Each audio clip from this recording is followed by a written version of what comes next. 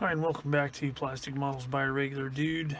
Plastic Models for Beginners, back to basics. The Tamiya 2.5 ton cargo truck. So I left off last time with the painting was completed, the priming done on the extra stowage. So the next steps I'm going to put, before I start doing any weathering or anything, I need to get the decals in place. And I'm just going to use the kit decals, and I'm going to do 10th Armored Division vehicle, 55th Armored Engineer Battalion, HQ Company number 40. Alright, so the first one I'm going to do is number 1, which is the one on the hood here. And since I glued all this in place before I put the decal on, I'm going to have to stress this up a little bit so I can fit the decal underneath this windshield here.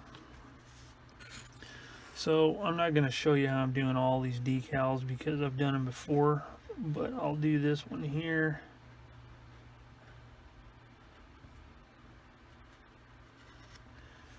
Just as a refresher.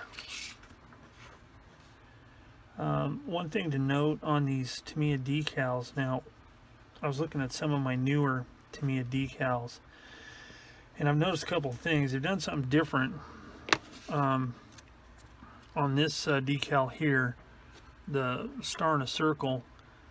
This portion right here there's no decal film. The decal film is only like along the edge of the star here, along the edge of the circle. Newer Tamiya decals of this same type, it's just one solid decal. So it's kind of nice that, you know, it's cut out like this, because it just makes it, I don't know, just seems a little bit nicer.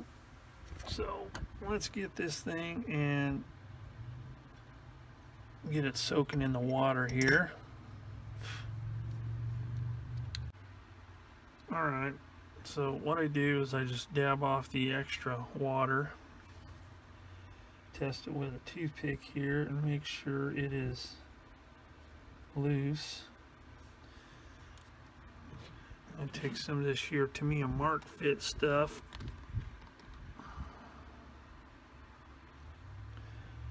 Put somewhere the decal is going to go.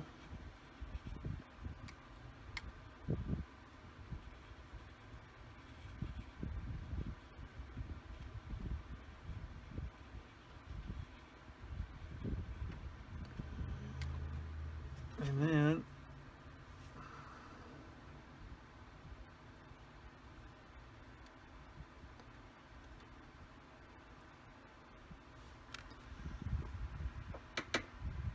get it in place like that, and then make sure my lid's on and get it positioned where I want.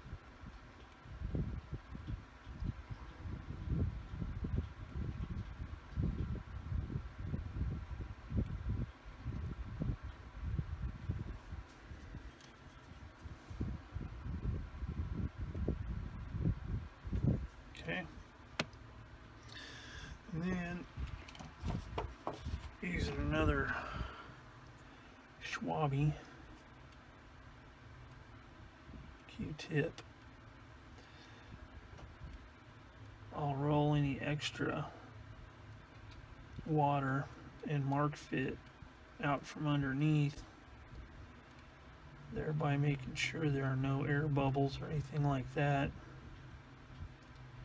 Kind of forcing it down into place.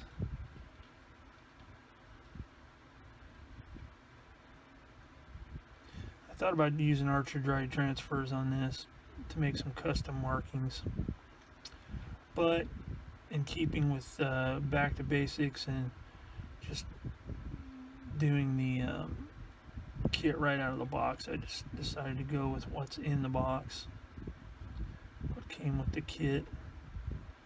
I'll save Archer dry transfers for another time.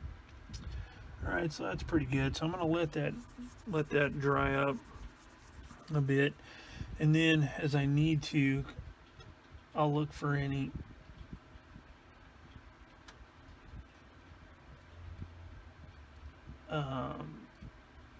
air bubbles or anything like that. Then I'll put some solid set, but I'll come back and do that once this is dried up.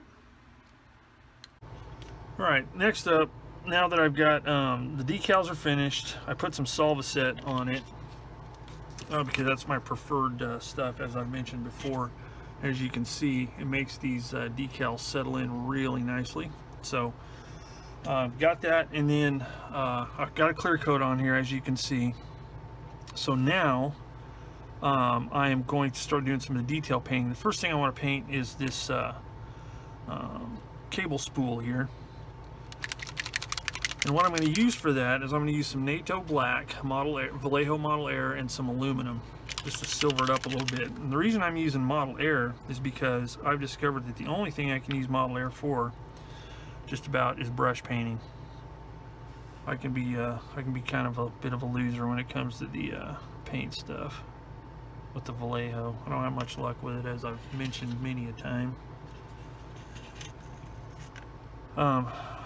So I'll put a little bit of that in there, a little bit of this, no particular, just do it to taste. Let's see. Mix it up, get a nice kind of dark metallic color, and then just carefully paint it onto the wire. And the edges don't really have to be real particular about the edges where it meets the flange of the spool, because once you do some weathering and put some washes in there, it's gonna fill all that in, so you're not really gonna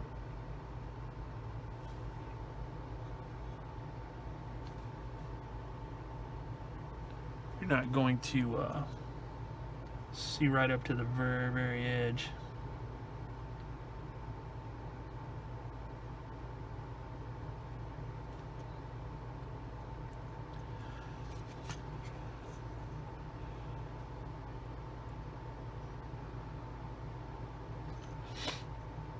And I'm not going to bore you with, painting all this stuff like this. I'm just kind of demonstrating it. But the thing I like about this Model Air, since it's thin already for airbrushing, it brush paints really well. So if you have some and you have as many problems as I do shooting out of your airbrush, don't despair, because you can use it as a brush paint.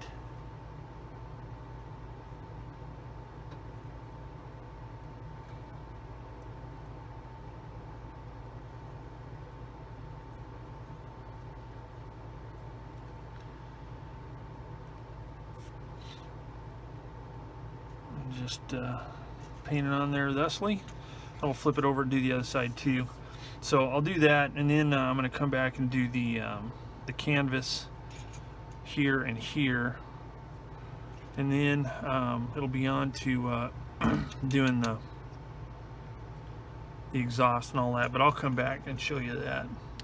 Okay, so I'm going to paint the canvas stuff on the windshield and on the back of the cab, and what I'm going to use is model color khaki, and for this particular batch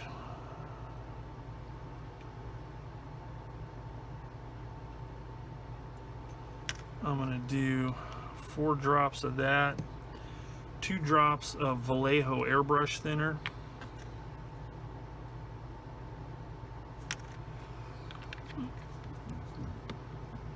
just a little dab of retarder medium to help slow it down a little bit, because it's kind of warm, and I don't want to dry in too quick. One of these days I'm going to experiment with wet palettes, but someday. So I'm going to get that all mixed up nice, and I'm using this brush. I know you're not supposed to use your brushes to mix paints, but this is one of my junk brushes, so I'm not too concerned. I do it all the time, and it's stayed pretty good shape. So there you go. get a consistency I like, and then start painting it. You thin that stuff up a little bit with the now they make an actual thinner for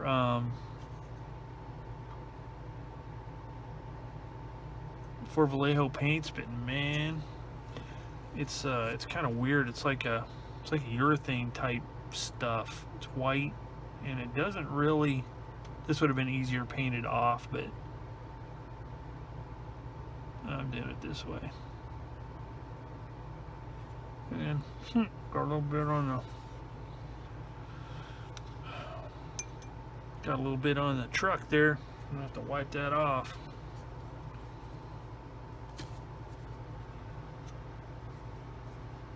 And I got it off. I just used another brush, wet a little bit, and that's something else. If you get a little bit of paint somewhere it doesn't belong, don't sweat it too much. You can usually clean it off, and even if you can't, you know, you're going to be weathering the thing, so it's going to be let me turn this over this way so you can see what I'm doing.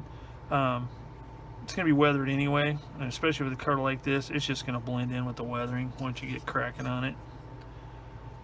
But it does clean off pretty easily, and that's the nice thing about these acrylic paints is they do clean off real easily. Hopefully you can see what's going on here. Again, I'm not going to bore you with painting the whole thing. I'm just showing you kind of what I'm doing. And again, this is something that probably would have been easier to be painted off the vehicle, but I chose to do it on to just show it can be done with a little bit of care. So I'm going to continue painting that. I'm going to paint the one in the back. Alright, so the next thing I needed to do was the reflectors on the various parts of the vehicle. And the way I did that is instead of just trying to totally paint the part, and I did, you know, video it, but my video is all jacked up, so I just have to tell you. I used flat red model color by Vallejo. Put one drop in my little container here. Then I put 2 drops of Vallejo thinner. So I just made it like super thin paint. And then using this brush here, which, you know, when it's wet, it has a very, very sharp tip on it. Just touch it to the center of the light, and it does like a wash, and it just bleeds out. And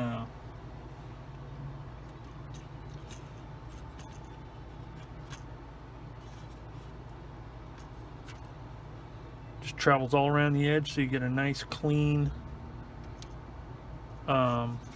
red reflector. And I did the same thing in there, but I used a really small brush. It was my 10-0 brush. Same thing, really nice fine tip whenever it's wet, and then I was able to just barely touch it in there with a steady hand, and pop, it just fills in. So you get a nice little tail light action going there. So now I need to do the muffler. Now normally most people, me included, you get a, you know, especially like the muffler on the back of a tank, especially the thin sheet metal that goes around, generally do pretty textured up, grubby looking, rusty finish on it. Well, this is, you know, good American steel, and considering that these trucks were probably in service for, you know, a year, couple years at most, you know, once they hit Europe or wherever they were, they're not going to be real rusted out and nasty and rough looking. Now they will be rusty, but not real chunky and just horrible looking. So I'm going to treat this one a little bit different. I'm going to make it look a little more true to what you'd see on just, you know, any truck, you know, a farm truck. I mean, good grief, they're used for years and years out there, and the stuff's not rotten off of it. It's just, you know, it's just well used. So my plan is this: is the first coat I'm going to put on it is Armor Brown, Vallejo Model Air. I'm going to coat the whole thing with this just to give it a nice base, and then I'll just go from there. So I've already mixed it up once.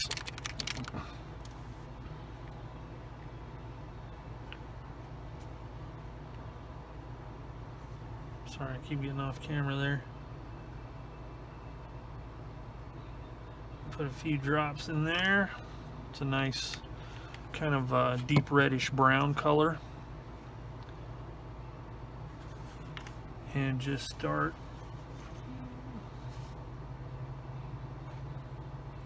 painting it up.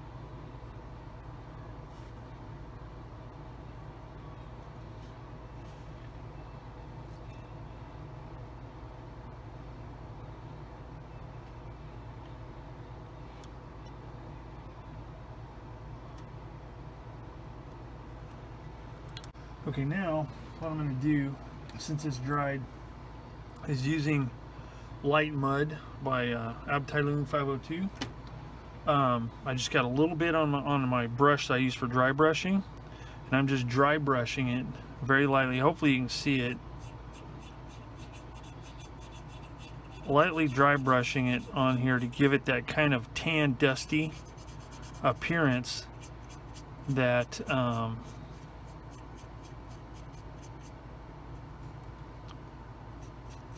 that exhausts get after a while. Trying to be careful not to get too much on the framework of the truck. Again, this is just to give it kind of a base and some appearance of a rusty used exhaust system, but it doesn't have to be perfect because it's going to have a lot of dirt and mud and everything else on it. This is just giving it a base.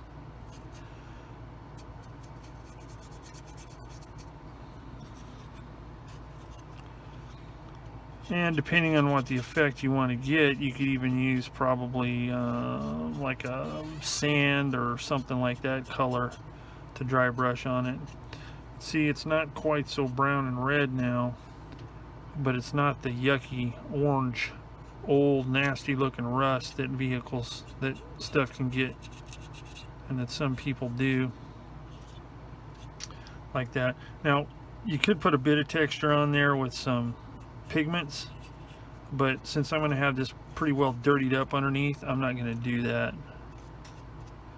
Okay, so that's a pretty good semblance, I think, of a rusty exhaust system. And once I put some washes on there and stuff like that, it's going to help, it's going to enhance it a little bit more. So I'll let that dry up a little bit and see what we need to do next. Okay, now I'm going to do a bit of a wash, and for underneath I'm going to do a sludge wash, or whatever you want to call it, where you just kind of basically cover the whole thing. And I'm using brown wash and black from the Abteilung line, and I didn't want it totally brown because it didn't look quite right, and I didn't want you know, just black. So what I did is I mixed them up, and then I'm just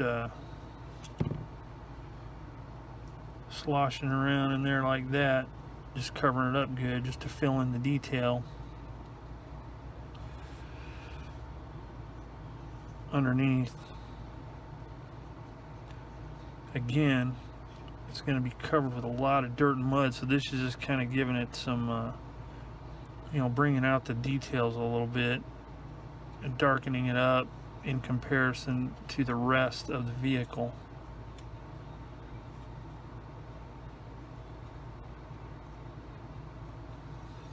So you can see it's starting to outline the details, so it's not quite so flat.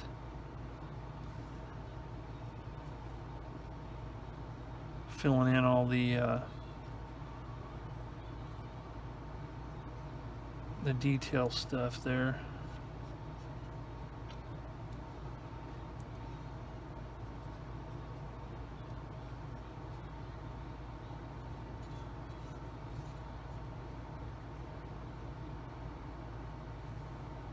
Okay.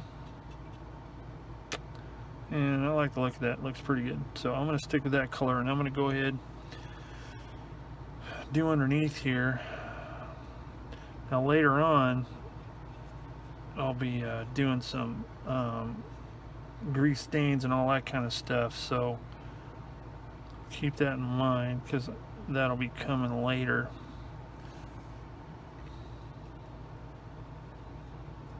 But right now I'm just trying to bring some relief to all the details underneath. Not that you're going to see a bunch of it, but it does help.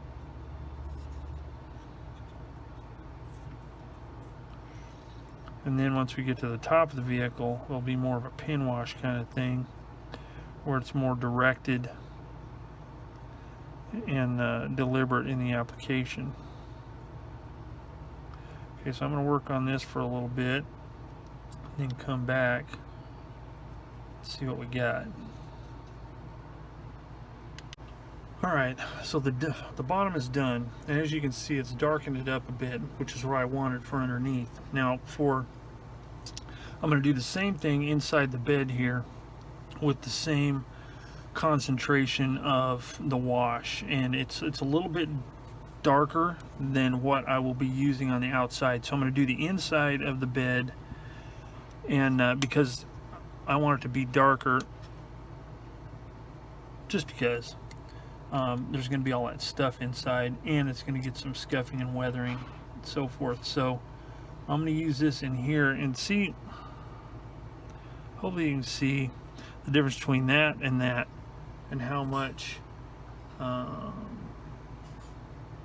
See if I can open this tailgate. Yeah. Okay, see how the right here, by putting the wash in and letting it accumulate in the seam between the boards and in the texture of the wood, it just gives a little bit more depth, and that's the whole idea behind doing a wash. So I'm going to continue on with the inside of the bed, and I think once I get done with the inside of the bed, I'm going to let this dry really well before I move on to the outside, because I'm going to mix up another batch of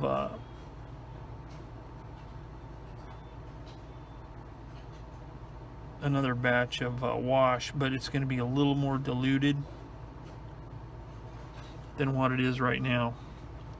So I'm going to go ahead and work on this some more, and then come back and take a look at what I want to do for the outside. And while I have the dark wash, this darker wash going, I'm going to go ahead and do the wheels. Same way. Slather that stuff on there. Just really fill in the detail. So let's do a comparison of that and that.